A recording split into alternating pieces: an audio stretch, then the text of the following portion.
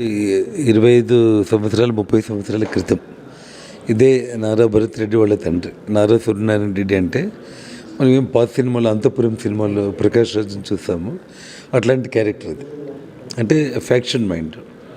బళ్ళారి సిటీలో ఎవ్వరికి మనశ్శాంతి లేకుండా కులాల మధ్యలోనే ఫైట్లు పెడుతూ ఎవరిని మనశ్శాంతి లేకుండా ఎవరు నిద్రపోయే విధంగా వదిలేవాడు కాదు.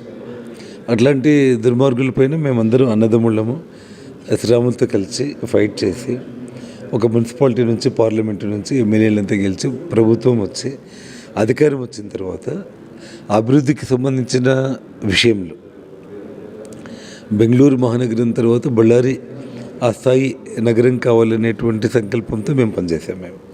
కానీ ఇవాళ ఇటువంటి సేమ్ ఆ నారా సూర్యనారాయణ రెడ్డి కొడుకే వీడు నారా భరత్ రెడ్డి.